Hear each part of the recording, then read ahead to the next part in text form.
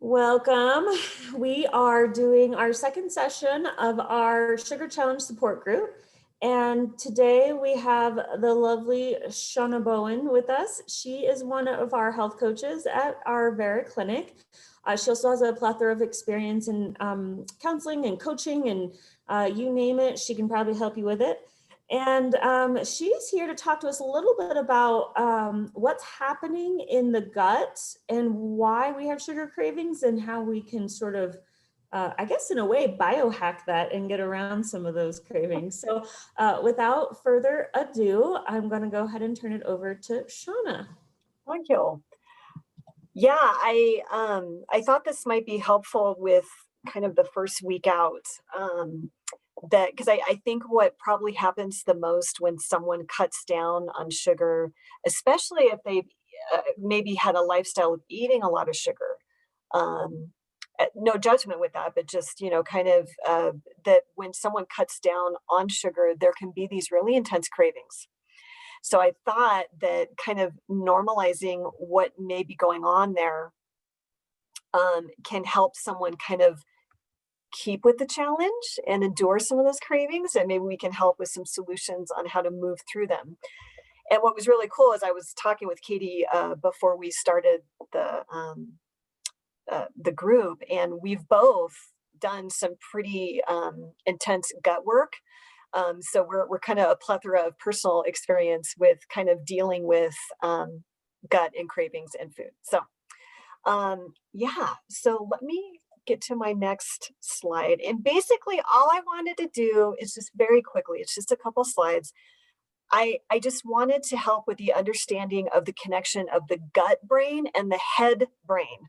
So basically what is coming out in some research, and there's a couple books that I'll name if this is of interest to you, is that there seems to be what we call the second brain, and it happens in the gut. And that might sound weird, but if you think about some of the verbiage that is normal in our culture, like I just had a gut feeling, or my gut told me to not do something or to do something, that there seems to be some sort of an information that happens from our gut. And I think that that's a little easier to digest, no pun intended. And then kind of normalize with kind of the second brain gut thing going on, that we can normalize food cravings, and maybe it can kind of help with moving through them. So here's kind of the thing. Okay, so these are the books. And I've not read these cover to cover. I've just read enough to kind of offer an overview. But if this really becomes, if you get a gut feeling about this might be something that you want to take a look at and do more around, the two books are The Mind-Gut Connection and The Second Brain. So these are the books. And the terminology that might be new to a lot of folks that I want to bring up is this term called microbiome. And this is a term, it's really kind of describing the gut environment where good bugs live and bad bugs live. And so I kind of look at it this way, and I forget what those caves were called. There's some sort of tube caves in Flagstaff. I forget what they're called. Lava tubes. Yes. Okay. So if you could imagine that you're in the lava tubes and you're looking around the cave, that you've got bugs on the wall and bugs on the floor. And so you're looking at what is the environment within the cave that supports those bugs living there, if that makes sense. And if you could imagine, like with our guts, you have a food source that moves through the caves a couple times a day. And so whatever food source is there that the bugs like, they're going to grow immensely. So if you're feeding the sugar bug, we'll call it, and sugar's going through that cave or the microbiome, that sugar bug is really going to thrive and multiply and become big within this environment. So here's the rub. When your microbiome is inhabited by kind of, we'll call them sugar bugs or junk food bugs, your gut brain is constantly sending signals to feed me. right? So if you've got sugar bugs, they're like, where's my sugar? It kind of can create a communication from your guts to your brain to eat, in this case, sugar. So when someone stops eating a certain way, and that food source for a certain bug population is not being fed, that bug population is not happy. And when it's not happy, it creates a craving. So it's not necessarily hunger for sugar, it's a craving for sugar. I talk with a lot of folks that do coaching with me. I forgot to say that I'm Shauna Bowen and I do coaching at Vera. But I talk to a lot of people that'll say, yeah, I just had this huge salad with chicken and all this cool stuff. And I was starving an hour later and I ate cookies. And I want to kind of push back on that a little bit, that I don't think you were starving or hungry. I think you had a craving for sugar because you're trying to clean up your diet, but your microbiome has supported sugar bugs for a long time, or junk food bugs, or starch bugs, or whatever it is. So anytime someone changes the way they eat, the bugs are not happy that have already been living there. Does that make sense? I just want to press pause. And Katie, I know that you're a wealth of information with this too. Anything you want to add before I go further? Yeah, I think one thing I just want to add is one of the reasons why my family in particular really dove heavy into the gut biome and how it impacts our cravings for food is because we learned over time that not only can these cravings be strong to get you to eat a certain way, but they can drastically impact your mood. So if you have a family member who has challenges with mood swings or other types of conditions, even things like ADHD, even bipolar, when we make a change to the gut biome and we stop eating some of the sugar bugs that perpetuate some of those mood swings, we saw huge changes in our family members when it came to these types of diagnoses of, mood disorders and things. Now, does it necessarily, cure it or say, whatever? And I would say that's a longer conversation because it depends on how you choose to eat long term. And it's hard to fit into the society without ever eating birthday cake. But I can say that it's amazing the emotional impact.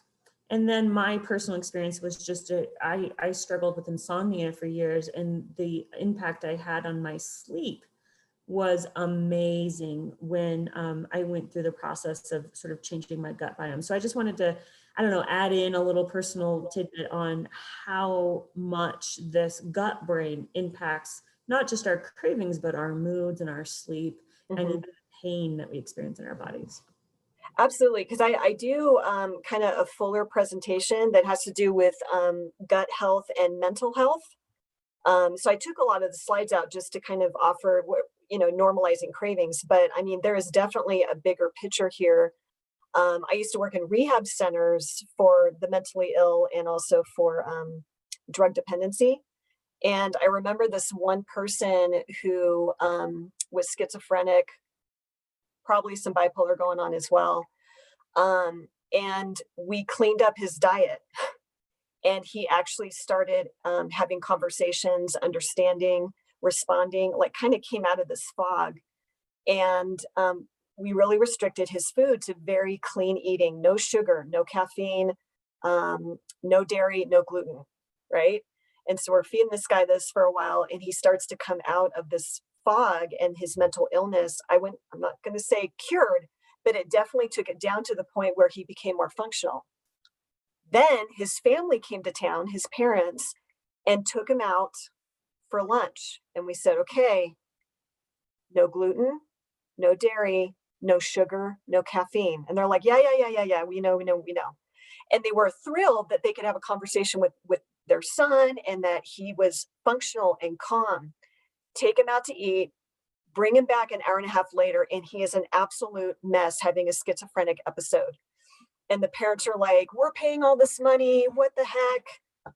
how can this happen? You know, you guys are failing. And we're like, whoa, wait a minute. He left totally functional. And so I asked him, I said, what did you have for lunch? Well, we had pizza and Coke. So all four of the things we asked not for him not to eat, he had all four of them. And with an hour, completely went back to his schizophrenic episodes, his mood, and he became completely unmanageable. And it took us a couple days to kind of just get him to calm down. So I am a believer that food and mood have a connection. And I believe that understanding the microbiome and learning about gut health can help with physical things, of course. Like anyone that's eating less sugar, that is a lifestyle that is going to serve you. But also things like sleep, mood, depression, anxiety, and swelling in the joints and in the brain. All of that can be relieved by cleaning up the diet, which I love, because what you all are doing with the sugar challenge is, let's bring some consciousness around sugar. Let's just bring some consciousness around it. Let's do this challenge. Let's have some fun. Let's learn some things. And then Katie, you and I both know that people have made a lifestyle change out of the challenge. Yeah. So super cool. So before we move on, I just want to pause and remind you guys that if you want to unmute yourself, you're welcome to ask any questions or make any comments. Okay. Can you hear me? Yeah. Hey. What's up? No, I just wanted to say thank you for sharing that, Katie, because I feel like you shared about family members and how it affects that. Because I feel like, you know, I do have a family member who I think this would be very helpful to. I'm trying to work on it with her, but it's a little bit of a challenge because she's a teenager. But yeah, I think that I could see how that would really help her, you know, be mentally and be a different, help her with certain things that she's going through if she was to change, because she tends to eat just whatever. And, you know, I have some control over it, but not 100% control over what she eats. So I'm going to work on that. But I appreciate you mentioning that, because I'm kind of motivated to try to find a way to help her do better by changing her diet. And we already worked on desserts. Like, you know, all our kids can only have desserts. We used to have desserts all the time, every day. And now we're down to 2 days a week. You get to pick whatever days you want, but only 2 nights you can have dessert a week. So we're working on that. But so yeah, just you mentioning that really reminded me of, oh yeah, I do need to work on that, because I think it'll be really helpful for her. But thank you. And good for you for kind of bringing this to the family. And that's the cool thing that I think is a success strategy, is this doesn't have to be all or nothing. That reducing sugar can happen in stages. And when you can bring your family along, not only does it help the person that's really motivated to maybe bring sugar down, but it can serve the whole family. So good for you. Yeah. And I also wanted just to add that we do have a dietitian on staff, and anyone can book a one-on-one session with her and get as many sessions as you need. And I do highly recommend it, especially if you're working with someone where you're trying to use food to help stabilize moods and sleep and things like that, because that person has to buy in. Because there's also, you know, if someone starts to feel like there's too much restriction or too much lacking in the choices of their diet, that can lead to other challenges. And so remembering that small steps are still steps in the right direction, and that we have to adjust those steps for each individual as is appropriate for them. Yeah. Yeah. I like progress, not perfection. And it takes the overwhelm off of it. I think when people do all or nothing with sugar, it's probably going to be nothing within 2 days, or meaning everything, like that they just can't handle it. So I like the approach that we have so many grams of sugar that we're trying to get to a day, and then we're practicing, and this is friendly, and it's a challenge. Like this is for fun and for awareness. So just to recap, we're talking about the guts and the environment in the guts and what it's feeding. Is it feeding sugar bugs, bad bugs, junk food bugs, or is it feeding good bugs that help with good bacteria that can help with mood, wellness, those kinds of things? So whatever you've been feeding your gut When you take that away, your gut is going to push back. So the suggestion is the healthier your microbiome can eventually be, and this takes some time, the less you will crave unhealthy food like sugar. So it's kind of like an investment in cleaning up an area so that it attracts the right kind of bug, if you will. And so I think the Sugar Challenge really offers this really non-threatening opportunity to invest in what it would be like to eat less sugar and start to kind of kill those bugs off, and hopefully start to create a better microbiome where more of the good bacteria and bugs start to thrive in your guts. And it really can kind of compound on itself that eventually, you may not believe this, but I lived through this, that if you can just move through some discomfort with the cravings, for me, it was starch, dairy, and sugar, that over time, the cravings became less and sometimes non-existent. And I started craving things like salad, lean proteins, avocado, and which makes it so much easier to keep with healthy eating. I see a hand raised, so we'll stop here. Yeah. So my question is, do you have any idea what the timing is? Like how time does it matter? Does it depend on the person? Does it take a year? Does it take 6 months? You know, I don't know. I'm just wondering, like, do you think there's an idea of approximately how long it takes for you to, get to the point where you lose your cravings, or, I think it depends on how far you want to go. Like Katie was talking about a fast that she did where she was really able to reset her microbiome in like a week, less than a week. 3 days, 3 days. Yeah. But you have to know that I ate no forms of sugar, no fruit. No, it was very intense, and it was intense because we had a family member who had a very specific intense need. So it was more of an emergency response, and that was what helped, and it did help.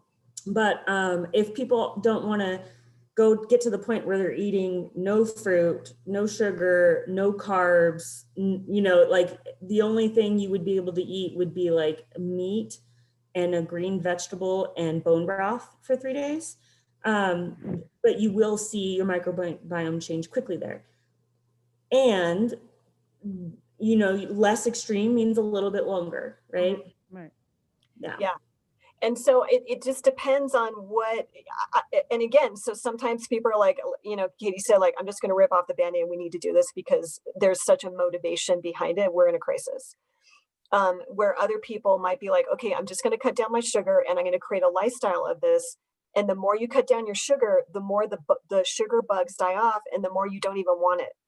And it gives the opportunity for the healthier bugs to kind of take over the environment. And the more the healthy bugs take over, they want macro and micronutrients. They want the green vegetables. They want the healthy proteins and oils.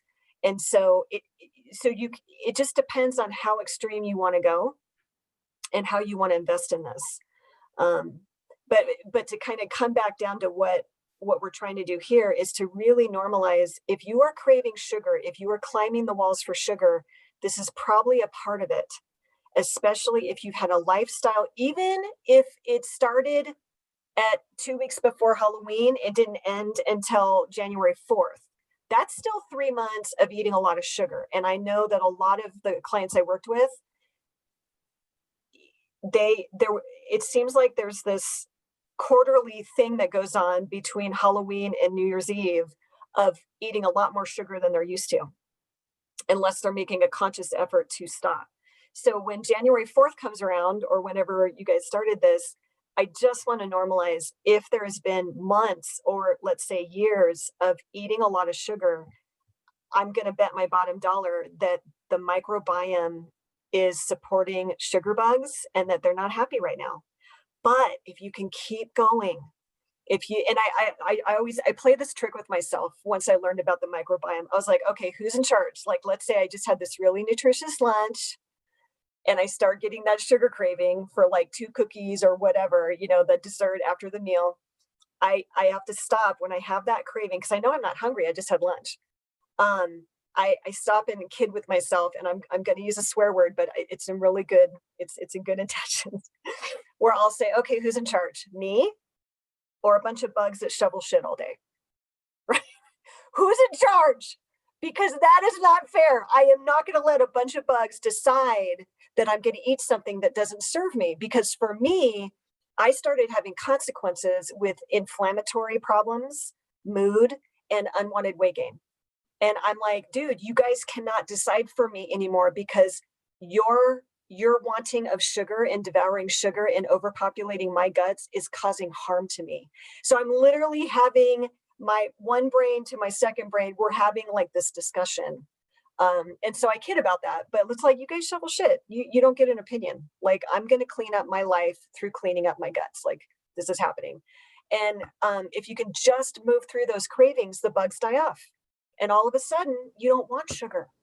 All of a sudden, it's not that big of a deal. Or if you have sugar, you're like, whoa, that's super sweet. I'm only going to have a couple bites. So it's just an investment. I wish I had a better answer for the timing. But I would say each microbiome is also different. It depends on how stubborn your bugs are and how overpopulated they are. So, and yeah. there's things that you can eat to support the type of bugs in the belly that you do want. So fermented foods, sauerkraut, actually properly fermented pickles. Not all pickles are fermented. You actually have to find particular brands that actually are fermented. Yogurt, if it's a plain yogurt and you don't have a reaction to dairy. They also have other alternative forms of yogurt, like coconut yogurt or cashew milk yogurt. But these are the fermented foods that help build the good belly bugs and healthy fats, bone broth, avocado, things of that nature that are going to support you so that you can not only curb the cravings, but also support the belly bugs you do want. Mm-hmm. Okay. And I would say any fresh fruits and vegetables, it's got tons of micro and macronutrients that the sugar bugs don't care about. They just want sugar.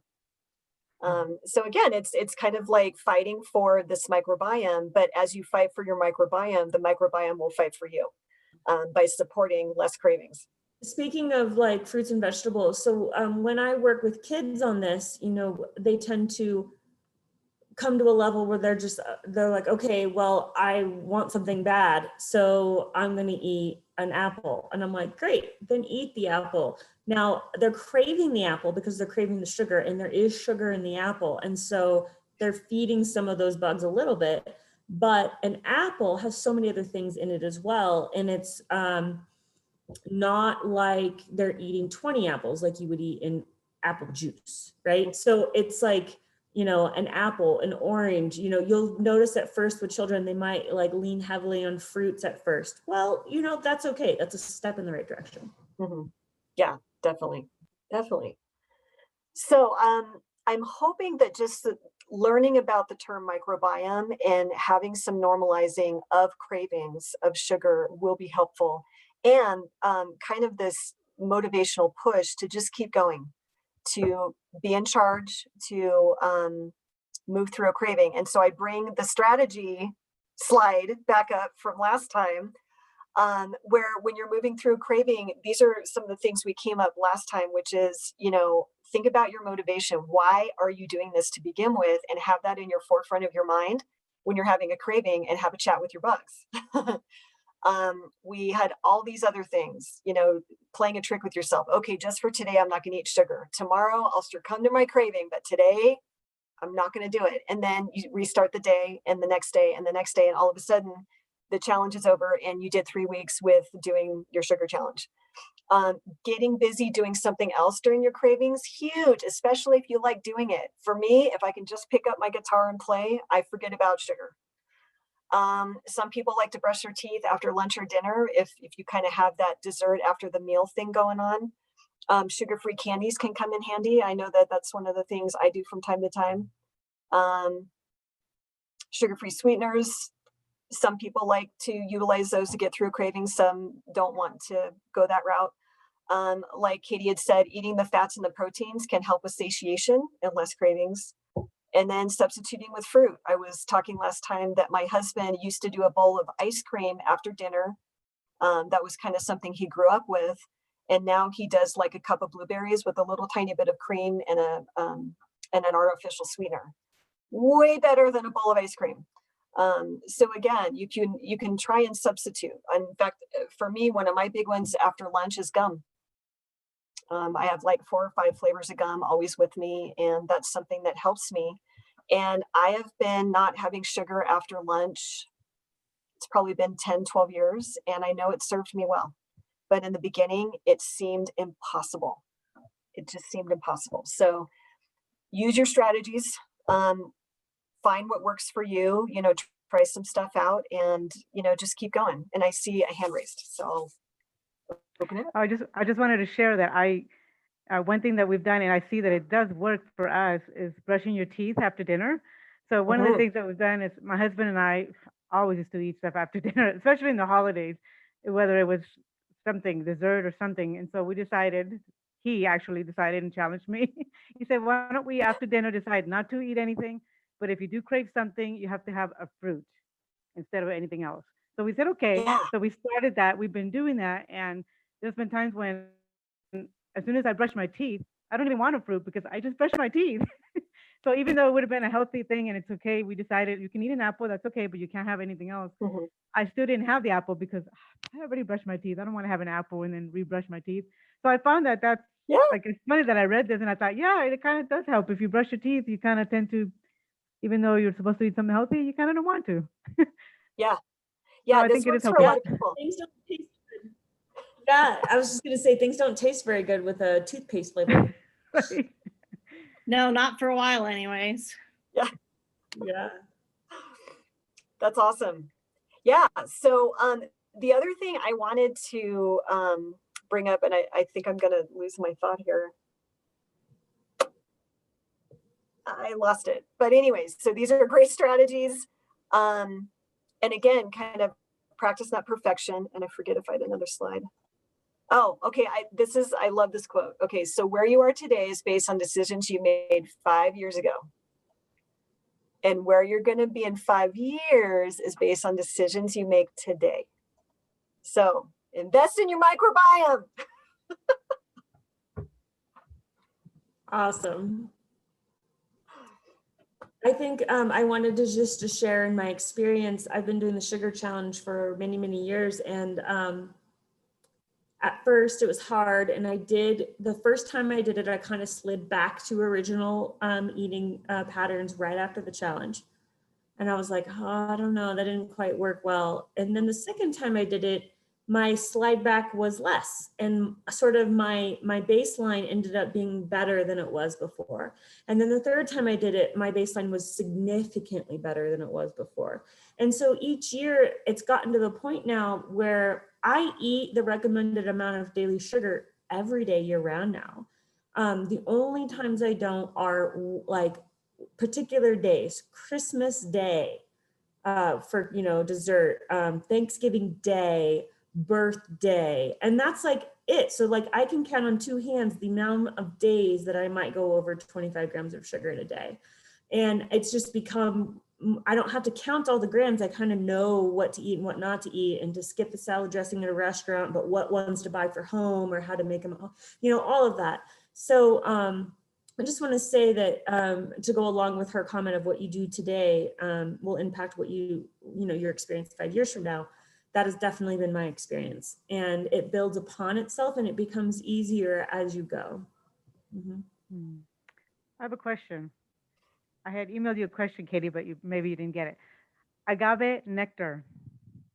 I thought I've been using that for my coffee instead because I wanted to get rid of all the other stuff, and I just put a teaspoon in there. But as I was doing this challenge, I didn't realize, I thought it was something natural. Is it natural? I'm not sure. And when I look at it in the back, I'm like, 16 grams of sugar, what? So I don't know, is that a healthy choice or not? Because I thought it was natural, but it says it has 16 grams of sugar, so I'm confused on that. Do you guys know the answer to that? Well, my answer, and maybe Shauna's is a little different, is that there's sort of, so there's like whole foods, like fruit, right? if you actually count the amount of sugars that is in an orange, it's actually more than you might think. And so when your body absorbs that, it absorbs it as sugar, but it also absorbs the other things with it. The thing about agave nectar or honey is that there's not a lot of things with it. And so your body does absorb it like sugar. However, from the research that I've read, is your body does utilize it a little differently than just plain like factory-based like cane sugar. So if you're going to be baking or you're going to be making a cake or something special, and this is a dessert and it's special, it's always better to go for those more natural sweeteners like honey or agave nectar than maybe like manufactured cane sugar, but it is a dessert.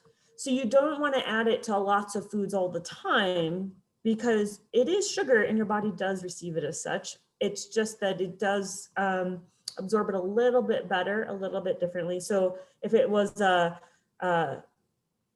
good, better, best, then, it's cane sugar or it's better than cane sugar. Best is just fruit, like as a whole food. Does that answer the question? Yeah, but I thought it's not considered natural sugar, right? Technically? Well, it is. It comes from a root. Right. So it depends on the processing. I would say the different, kind of like what Katie was saying, better, best. And I hope that I'm not, my computer keeps saying that my connection's bad, so I'm hoping you can hear my voice. What I know is that processed white sugar is, there is an absolute strategy to make it addictive. Like they change the molecular structure of a cane stalk where they get the original sugar and they manipulate it to make it addictive. So when I look at white processed sugar and agave, what I've noticed is agave, if I use agave for something, like if I pour a little agave on some berries, I'm not craving cookies 2 to 3 hours later. Whereas if I have cookies with processed sugar, I want more. Every 2 to 3 hours, I want more cookies. So, or like when I have an apple, it's an event, it's over. I don't eat an apple and then 2 hours later want another apple. So there's like a chemical strategy with refined sugar to make you keep eating it that is not with a natural sugar. So you're still getting grams of sugar, but at least you're avoiding kind of the trick of processed sugar that makes it addictive. And there's a great movie called Fed Up, and they show this study of rats. They had 30 rats completely chemically dependent on cocaine, like literally got them chemically dependent on cocaine. And then after these 30 rats were dependent on cocaine, they then gave them the choice to have sugar water or cocaine. 27 of the rats chose the sugar water over what they were chemically dependent on. And if you look at the stimulation in the brain when people eat sugar or when they use cocaine, there is more stimulation in the pleasure center with sugar than cocaine.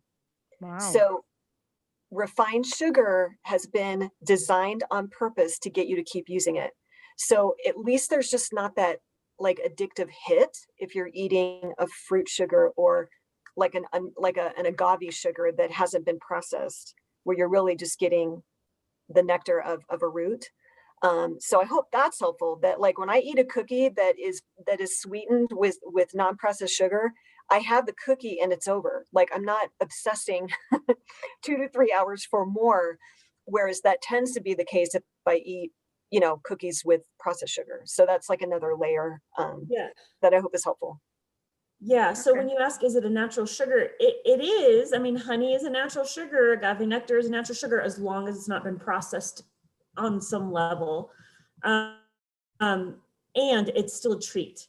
So, where I might say, hey, go ahead and grab an apple, I might not cover my apples with honey every time. But if you were looking for a treat or a dessert, that is going to be a better option with honey than like sugar on your strawberries, right? So I hope that helps. So I would try to avoid using honey and agave on a daily basis. And yet I would go for them for a treat or a dessert over something with regular sugar in it. Okay, because I mean, I have coffee every day, just 1 cup, and so that's going to be 16 grams a day just for my coffee. So okay, I mean, and I know stevia. That's the other question about stevia. I was trying to switch to stevia, but there's so many out there. There's the powder, there's the liquid, there's the. I'm not So- sure which is the best The kind of same stevia. thing, the same thing is true with stevia. The more processed it is, the more it can lead to sugar cravings. So I have found, and some research on this, and anecdotally I've heard this from lots of people, that the powdered stevia leads to more sugar cravings. I have found, like, there's like these soda drinks called Zevias. They're sweetened with stevia. They're powdered. They do lead, I've seen it in people, leading it to intense sugar cravings. So I would say beware. I have found that the liquid versions are the least processed, and that's like monk fruit or stevia. And therefore, those are a good addition, especially with kids, to sweeten something up without leading to a lot of cravings. And you're always looking for the least processed version of everything. And everyone's a little different. So just check and notice, do you crave a lot of sugar after having something sweetened with liquid stevia or monk fruit, in which case maybe it's not serving you or helping you. So just, there's a little bit of individuality there, but I would say the powdered versions definitely I've seen do lead to more sugar cravings, even though your body doesn't react to them the same way as sugar. They still seem to lead to cravings. Right. Because they Okay. trick the brain a little bit. Yeah. And Maggie, as far as like maybe a start in the right direction, what if you did half agave and half stevia? And I've done a couple different stevias. The one I like the best that doesn't have as much of an aftertaste, it's called Sweet Leaf Sweet Drops. I keep this in my drawer. But sometimes what I do is I'll do half and half. So instead of 16 grams right off in the morning, maybe it's 8. Now you have more to work with throughout the day. And maybe that can be the beginning of a new habit where you're able to tolerate it. And then maybe it's a little less, a little less. So, but it's another way to go is it doesn't have to be just agave or stevia. Try like a halvesy version and see if that helps. Okay. Yeah, a good idea. Thank you. Yeah. Anything else out there? Comments, questions? I just want to add that when in doubt, pay attention to how you respond. Do you feel sleeping well? Do you notice a difference in the inflammation, redness in the skin, pain in the body, sleep, mood, and cravings? Whatever you try, if you eat a little honey, do you notice? Do you, whatever it is, sweeteners and stuff like that.